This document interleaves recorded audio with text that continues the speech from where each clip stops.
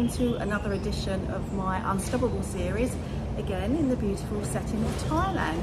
And I've got an amazing guest for you today, and this is Inga. So hi Inga, would you like to introduce yourself? Oh, hi there. Thank you very much for inviting me on your absolutely amazing Unstoppable series. It's a privilege to be here. I'm Inga. I'm running A&B guest house in Cambridge. It is multi-award winning guest house. Please come and visit. Fancy! I know! So before we get into too much of the interview, Inga, I want to ask you my very famous question. What does being unstoppable mean to you? That is a really good question, I would say. And I knew that you will ask me this question. I have a thought about it. And I had no answers, because if you are passionate about anything, you will be unstoppable. If you do have desire, if you do have your dream, if you'd like to open up, and if you'd like to succeed, that means, the whole journey, it's unstoppable, but journey has to be pleasant. That's so true, isn't it? And as business owners, you really have to be passionate about your business, don't you? Because Absolutely. let's be honest, it's a 100%. real hard slog sometimes. Yeah, and if you're not passionate about something, then the people you won't succeed, because your followers, customers, your public, you're speaking, they will feel that you are not true, not 100%. Yeah. How can you succeed if you just pretending? You Yeah. have to be from a heart, to be 100%. I totally agree. So in your business then, as with your guest house, how did you obviously didn't always do that. What did you do before that? What's your rough, quick journey of your life? Oh dear, I grew up I was born in Lithuania. Lithuania then was part of Soviet Union. Education was free, and after 8 years, I decided to be a nurse. Well, my parents decided that I have to be a nurse, and I graduated as a nurse, children's nurse. Then, being 19 years old, I already was, because I was really good at school and in medical school, I had opportunity to run the kindergarten, nursery, and 19 years old, I was the head of the nursery. Then times changed, and the Soviet Union collapsed. Then I got opportunity to work in a hospital, but it was too boring for me. I did all courses, I could work, with a ophthalmologist, I could work, with the children. I opened my own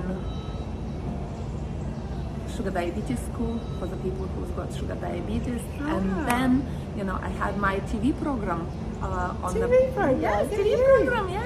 The healthy living, if you translate from Lithuanian to English. Yes, here we are. And then divorce came up, and I got divorced. Really good for me. Worked very well for me. I decided to give, I was, how to say, I didn't decide, I was pushed into situation, to make a decision, what is better for my son, because I do have a lovely son, I'm really proud of him. He's 81 now, works for he's got really good career, I've got a lovely grandson. But go back to the way I was, I thought, what I can give it to him, the love and the money. Love and education for me was number one, and I decided to move to UK, to Cambridge. If you're going unstoppable. As all unstoppable people, you're going to the bank. Yes, we came to Cambridge. He went to the best in Cambridgeshire community college. He did his. He was really good at school. He was really talented, and I don't know where from. Well, the saying, the sons, getting all good genes from the mothers. Well, yes, but the thing is, he achieved a lot, and it was my really big take, because he graduated from university, and he's got really, really good position. It's a really good company.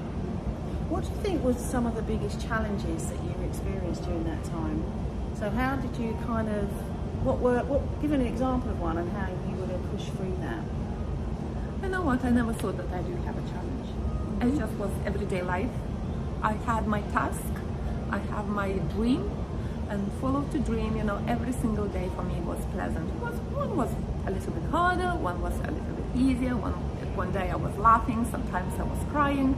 You know, but it's okay. You know, just get up in the morning, and you have to remember that you have only two choices: to be happy or to be grumpy. I always choose happy, and when you're happy, you're healthy. And she's if always you're healthy, she's always happy. Yes. Here So we are. I think what you're saying there is about having a positive mindset then, isn't it? 100%. A positive outlook in life. 100%. You know, your glass is always half full rather than half empty, right? Definitely, definitely, yes. But I want to tell you something about Inga, right? So on this trip, yesterday, yesterday we did high ropes, didn't we? Oh dear. Oh, thank you, Julie. Before you say something, you know that you are the biggest ever support. You know, women's solidarity. You know that women's solidarity always wins. You know that, and that's you know that it's really good to have good pals. Okay. Yeah. Okay. Thank you, go ahead. Anyway, you was a couple behind me, weren't you, on the high ropes, and there was some other great team effort going on, supporting you. 'Cause on the first one, you was like, what am I doing here, right? Well, I didn't know any of that was going on actually, so I did my bit, and then we got to the next bit. I noticed that Inga was a little bit upset, I suppose, wasn't it? No, in the state of not knowing what's happening, because I was absolutely blank. Okay, I'm really scared I'm terrified of heights. For me, the climb the ladder is just a really challenging, you know. But well, of course you can do it. You know, you have to do it. You do it, but the point being here, you had a fear, because bearing in mind we're born with two fears, right? Fear of loud noises and fear of falling. So when you're doing something like a zip wire, you are tapping into one of those major fears, right? So Inga, with the help of the team, and then I just helped you with the breathing, didn't I? Which is a really important thing. When you feel that you're in a bit of a state of shock or anxiety, it's always to remember the breathing. And although you didn't really understand what I was saying, because your mind was all over the place, right? I just started saying, I was saying breathing in for 6, out for 6, but you just followed my hand, didn't you? I've just gone, literally, I was going up, down, and then, you know, there's all things, you know, thank you, Julie, again, you know, with everything, you know, and suddenly I clicked, you know, I back to myself, you know. So what it did, it calmed you down, didn't it? Yes, It calms the nervous system. So this is really where we need to look after ourselves. When we feel that we're in a situation that we feel out of control, then if you engage your breathing, like in for 6, well, there's lots of different ones, but I use coherent breathing, in for 6, out for 6, all through your nose.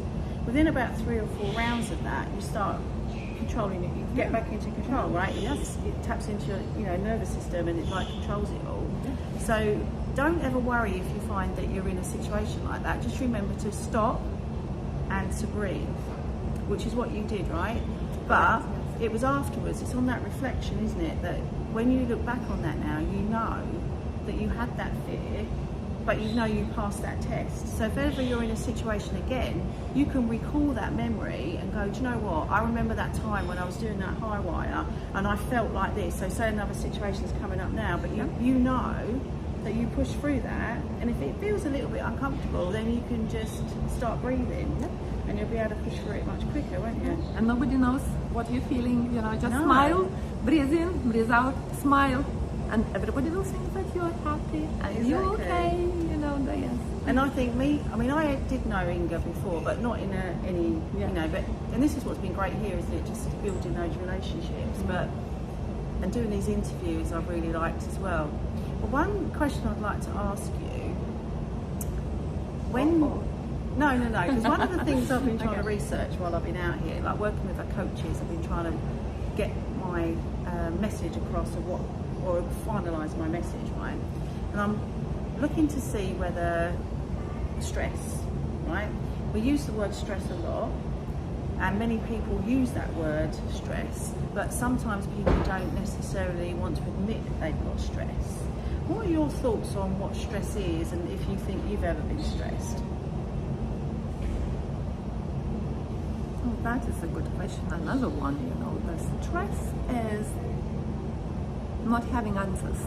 not having direction, not having right coaches, not having someone to push you forward, not having support, not having answers, that is for me the stress. Because it's overwhelming, isn't it? It is. So do you mean like having... It's not knowing, basically not knowing what to do in the situation. You are a little bit stressed. Yeah. So by having a coach, a mentor, then you can actually reach out to them and they can help you put clarity and focus around it, can't they? Yeah. So everybody on this retreat actually is all big on investing in themselves. So we've all invested in business coaching, and I've heavily invested in myself and my personal development. And I truly believe that if we don't invest in ourselves and we don't look after ourselves, then we are going to see the impact of that, aren't we? Which is going to be positive. Would you agree? Yes, it's learning, relearning, and having support from the group, in the coaching group, you know, or personally face-to-face with the coaches, you know, that is really important. Yeah, to have a coach. But you are wonderful. You are wonderful. If somebody, you know, that needs your support, you know, I highly recommend you, you know, from my heart. No, not because of we having it, but from, you know, that from you know, from my heart. Thank you. Thank you, darling, and thank you so much for coming on here. Do you want to give your guest house a little plug while we're here? All right, yes, yeah, guys. If you'd like to, you know, come to Cambridge and you don't know where to stay, okay, you can plan fabulous day, beautiful, absolutely amazing architecture. You know, so many things to do, so many things to see. You know, Cambridge. Come to Cambridge. You know, I'm really good. Location is really good located. Guest house, as I said, multi-award-winning guest house. Very clean, very nice, very neat, very beautiful. You know, and you can find us on link below, or you can just go on the internet and search A&B Guest House Cambridge. Brilliant. And I will obviously put the details when I post this on all the social medias anyway. So if you need any help from either of us, then please let us know. And you can find anything I'm doing under Millieside Therapy and Coaching. Go to my YouTube channel where you can see this video and many, many other videos too. So thank you for watching, and we'll see you on the next episode. Thank you, sweetheart, for doing this.